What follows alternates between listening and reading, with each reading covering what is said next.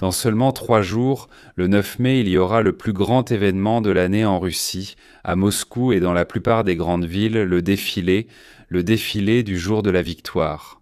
Nous allons en parler aujourd'hui. Les préparatifs de l'événement, les restrictions à Moscou et Saint-Pétersbourg, les attaques de drones ukrainiens et les cessez-le-feu. Oui, les deux pays ont déclaré leurs propres cessez-le-feu qui sont en concurrence l'un avec l'autre. C'est assez fou, regardez ça.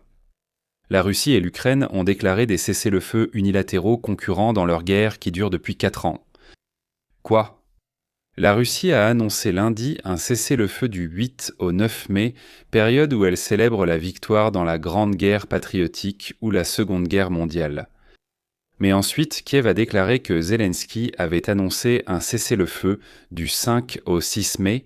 Ces deux pays ne se sont pas parlé au sujet de ces cessez-le-feu.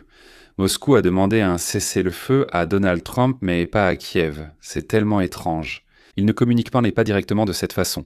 Et ces cessez-le-feu ne veulent vraiment rien dire. Le 9 mai, la Russie envoie généralement des drones et des missiles vers l'Ukraine. Eh bien, on a déjà des drones et des missiles qui partent de l'Ukraine vers la Russie ce soir, alors que c'est censé être un cessez-le-feu. Donc oui, c'est plutôt comme ce que je viens de vous montrer. D'où les gros titres. Mais à Moscou, la situation était mauvaise. Le Kremlin a vraiment commencé à tout restreindre. Pour des raisons de sécurité liées au défilé, ils restreignent encore plus l'accès à Internet et seuls quelques services sur liste blanche, comme les applis bancaires et les sites gouvernementaux, peuvent encore fonctionner. Non, tout est coupé. Tout est bloqué. Il y a une perturbation généralisée à travers Moscou. Internet était coupé, les aéroports sont fermés et les paiements échouent. Plus de 100 vols sont actuellement retardés ou reprogrammés à Moscou en raison d'une menace aérienne. Presque tous les aéroports de Moscou ont été fermés. Les habitants signalent que les paiements par carte ne fonctionnent pas partout et que le service mobile est intermittent. Les taxis et les distributeurs automatiques ne fonctionnent pas. Je vais simplement vous montrer des vidéos de citoyens moscovites se plaignant de cette situation pour nous donner une idée. Camarades, on commence à avoir peur. Je me suis réveillé ce matin et mon téléphone était complètement vide. Pas un seul message. Moscou est totalement coupé. Point final. On dirait que ce que tout le monde craignait est arrivé. Nous sommes totalement isolés du monde extérieur. Ce qui m'inquiète encore plus, c'est que si quelque chose se passe quelque part, je ne saurais rien du tout. Et si Moscou n'existait même plus ? Maintenant, elle part dans des théories du complot, mais elle a raison. Je veux dire, tu vas apprendre quoi que ce soit s'il n'y a plus Internet. Tu reçois le journal papier livré chez toi. Même eux prennent leurs infos sur Internet, ce qu'ils impriment sur le papier, donc rien ne fonctionnerait. En voici un autre. Moscou, regarde, Internet et sont coupés. À la caisse, c'est seulement en espèces. Rien ne marche. Comment avoir de l'argent liquide ? Les distributeurs sont hors service car ils dépendent d'Internet. Si tu avais du liquide avant, tu es tranquille. Sinon, tu n'en trouveras nulle part.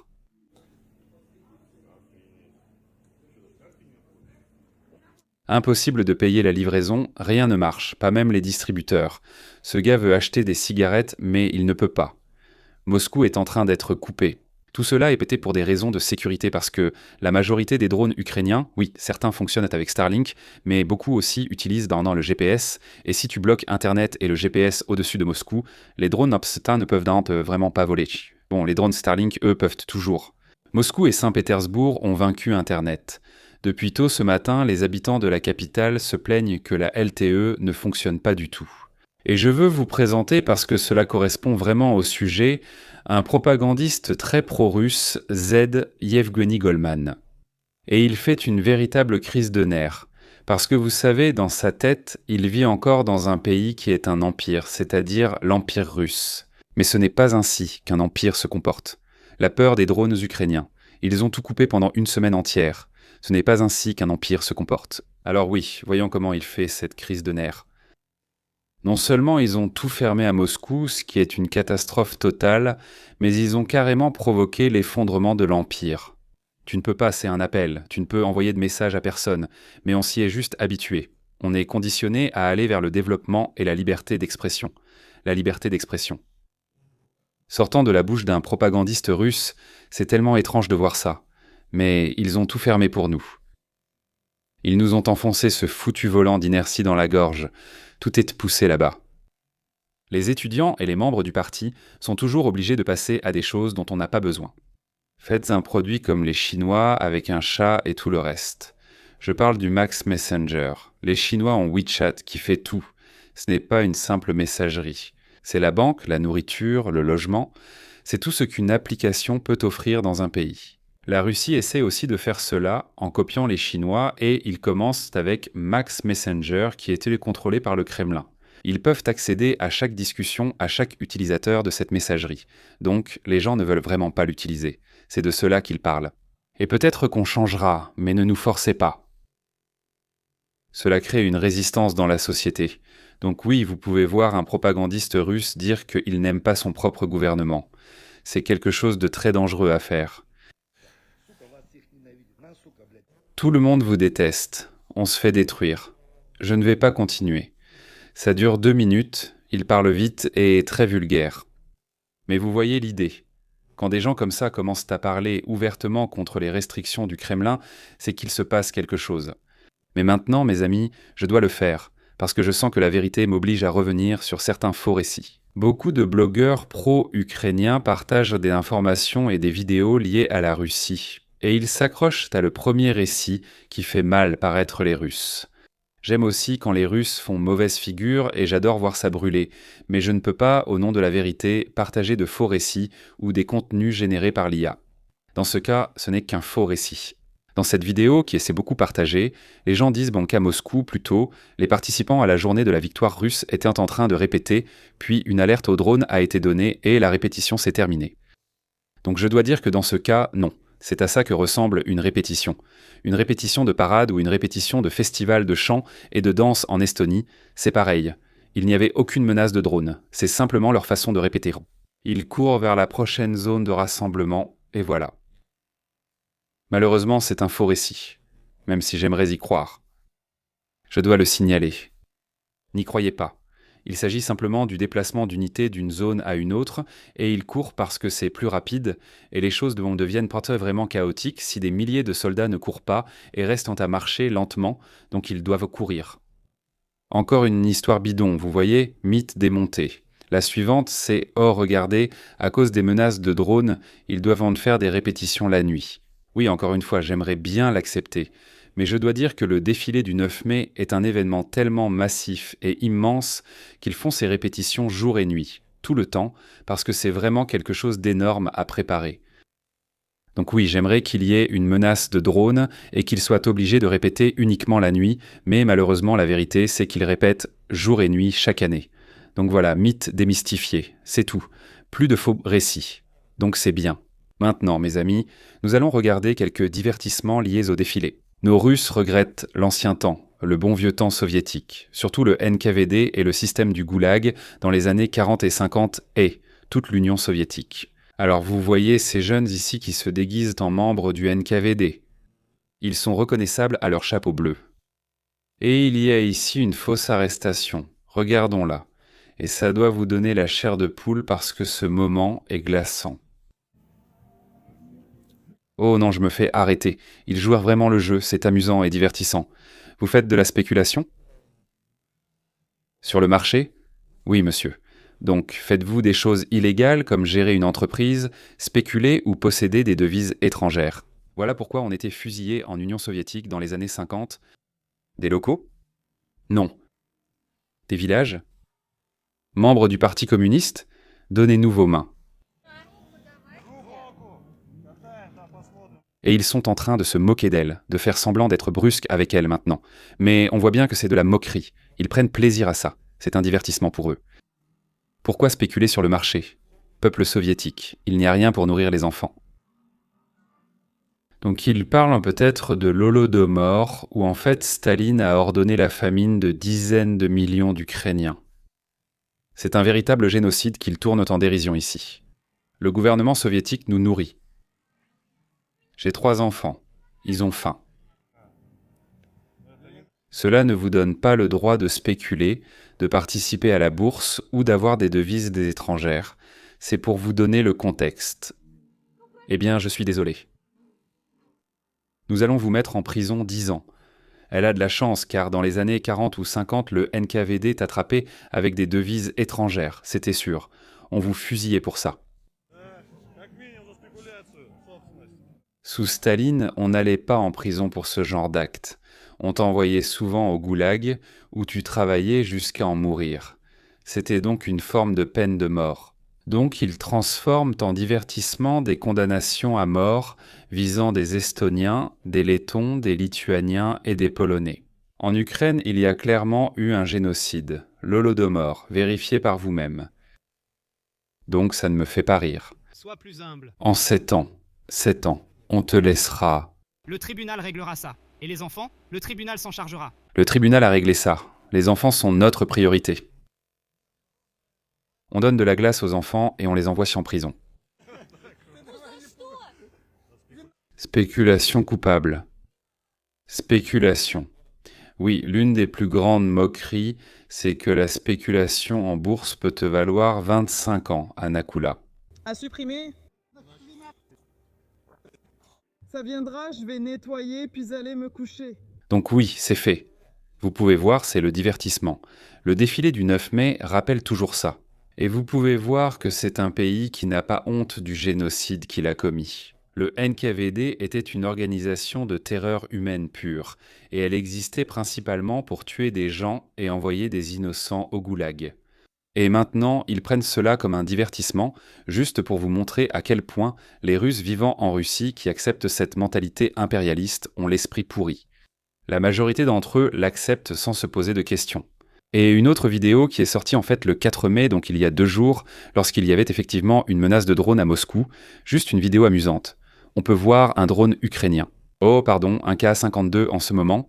Vous pouvez voir à l'écran un Ka-52 russe au-dessus de Moscou, poursuivant un drone ukrainien et essayant de l'abattre. Ce n'est pas très flatteur pour un tel pays. Pas flatteur du tout. On dirait qu'il ne contrôle pas la situation. En plus, organiser ces défilés partout en Russie, c'est très coûteux. Et il n'y a pas que les défilés. En Russie, généralement, le travail s'arrête 1 ou 2 jours avant cela et peut-être aussi le lundi, parce que ce n'est pas une fête d'un seul jour. C'est toute une semaine. En Russie, c'est un peu différent. On commence à boire le jeudi et le vendredi, puis le samedi 9 mai, il y a le défilé. On continue à boire le dimanche. On ne parle pas du style européen, juste un peu de vin. Oui, non, c'est le style blackout, se réveiller dans un fossé, façon russe de boire, et puis le lundi, tu te réveillas peut-être. Si tu te réveilles, tu peux retourner au travail le mardi. Donc oui, en général, le pays perd beaucoup de jours de travail, d'heures de travail et d'argent à cause de ça. Et pourtant, ils préfèrent bombarder l'Ukraine et faire ses défilés. Quand les routes fédérales ressemblent à ça. Ce n'est pas un endroit isolé. J'aurais pu choisir un endroit reculé pour donner une mauvaise image de la Russie. Non, je n'ai pas besoin de faire ça. C'est la Russie. Cette route va de Moscou à Penza. C'est comme ça partout en Russie. C'est une région de l'ouest de la Russie, proche de Moscou, proche de la capitale. Ces routes sont censées être en bon état parce que tout l'argent se trouve dans ces régions. Mais non, l'argent va dans les missiles et les défilés, et pas dans les routes que des milliers de personnes utilisent de chaque jour. En fait, des centaines de milliers. Juste pour préciser où cela se trouve, pour que vous sachiez, je ne choisis pas ça dans une région centrale ou orientale de la Russie. Penza est juste ici, et je vais dézoomer. Et Moscou est juste là. Elles sont toutes deux, dans l'ouest de la Russie. Et voici la route entre elles. C'est une route fédérale. Les autoroutes fédérales sont un bon moyen de voir comment va le pays parce qu'elles sont sous la responsabilité du gouvernement. Donc oui, le pays ne va pas bien. Lié au défilé. Revenons un an en arrière. Allons en 2025. La République de Touva en Russie, qui est à la frontière mongole. C'est au centre de la Russie. Un oblast très isolé. Et ils ont encore ici un ancien combattant de la guerre. Je suppose que les autres sont déjà décédés. Et pour eux, des jeunes endoctrinés défilent. Et remarquez qu'ils ont tous ces jeunes ici. Il faut de l'argent pour leur apprendre à défiler. Il faut de l'argent pour répéter cela jour après jour. Ils ont cet argent, mais ils n'ont pas d'argent pour la clôture, pour les routes. Ce sont des routes en terre.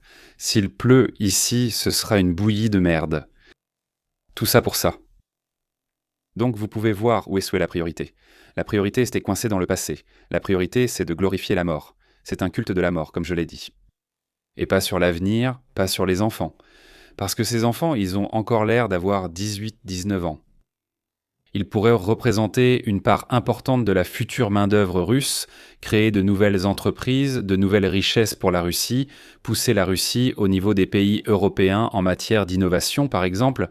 Mais non. Endoctriner pour mourir sur le champ de bataille, c'est la réalité.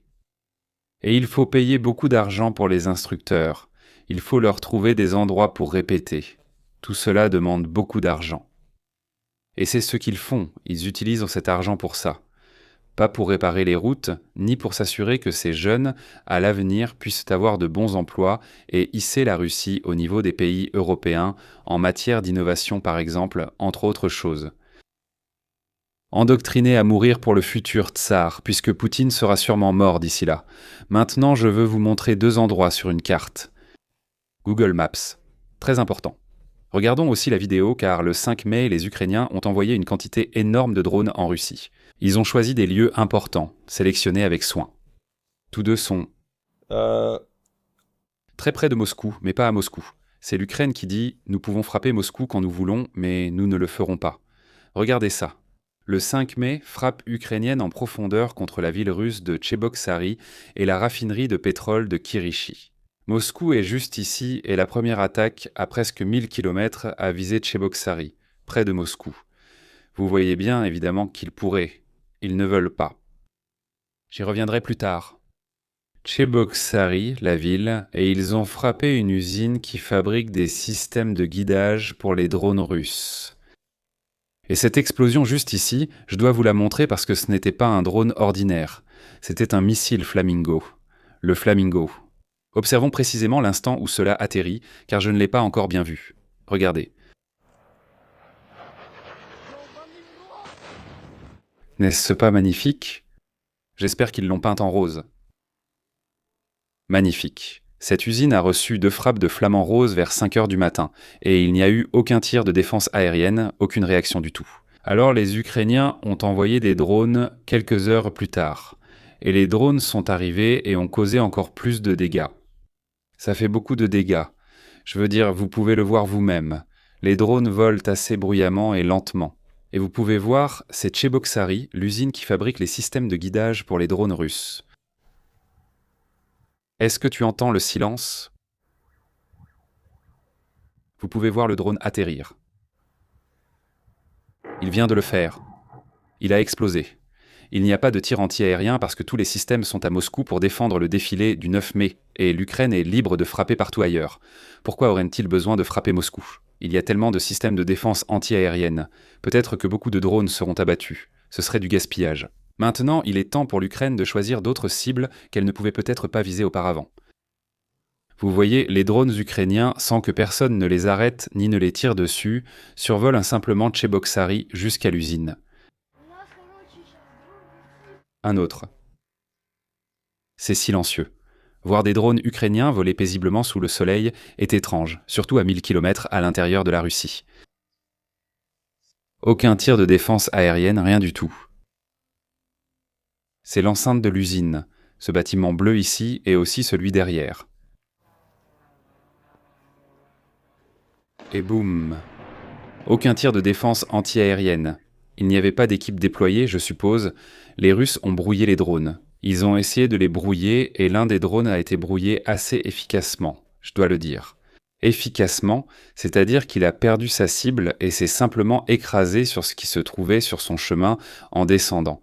Et dans ce cas, c'était une Panelka. Regardez ça. La seule défense aérienne que les Russes ont. Brouiller les drones dans cette ville de Tcheboksary. S'assurer qu'un des drones atterrisse dans une Panelka. Donc même cette défense aérienne, sans tirer de balles, sans lancer de missiles, ils arrivent quand même à blesser leurs propres citoyens. Je ne sais pas comment ils font ça.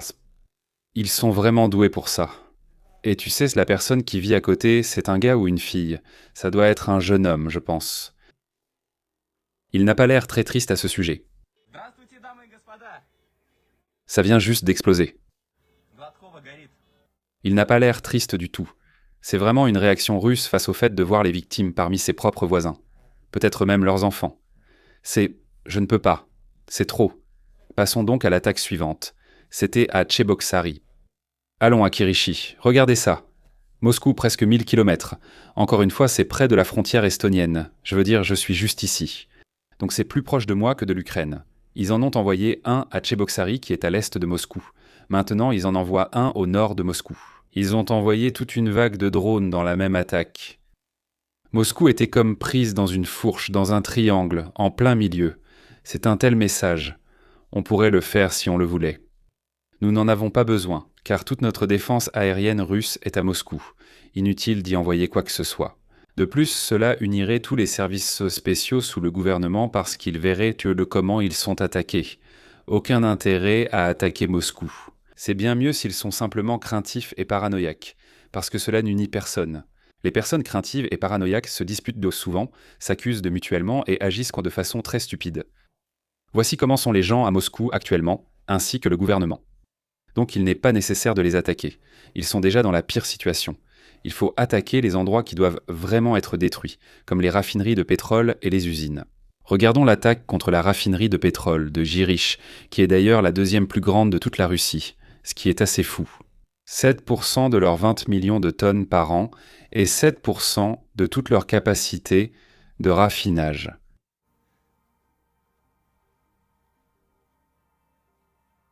Magnifique. C'est tout, mes amis. Je vous tiendrai au courant de ce qui se passe le 9 mai parce que je ferai une vidéo le 8 mai. C'est vendredi et ça se passe le 9 mai. Je suppose que nous aurons de magnifiques vidéos de répétition et qu'il y aura tellement de ratés le 9 mai. Je suppose qu'il y a déjà des restrictions. Je veux dire, ce défilé dépend beaucoup d'Internet, mais cette année, il le couple presque complètement. Donc le 9 mai, le 8 mai, vendredi, revenez s'il vous plaît. Regardons toutes les images folles qui sortiront de Moscou un jour avant, parce que la paranoïa est réelle. Ils s'attendent vraiment à des drones ukrainiens qui ne seront pas là. Appelez-moi un voyant, appelez-moi un diseur de bonne aventure, mais l'Ukraine n'attaquera pas Moscou. Le 9 mai, revenez chaque lundi, mercredi et vendredi. Jusqu'à ma prochaine vidéo, mes amis, assurez-vous de revenir et au revoir. Cliquez sur proton.me/Arthur Rey dans la description ci-dessous pour prendre soin de votre sécurité en ligne gratuitement.